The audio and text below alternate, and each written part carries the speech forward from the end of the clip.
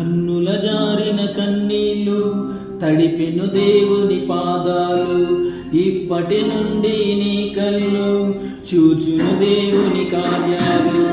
ఈయన కన్నీళ్ళు తడిపెను దేవుని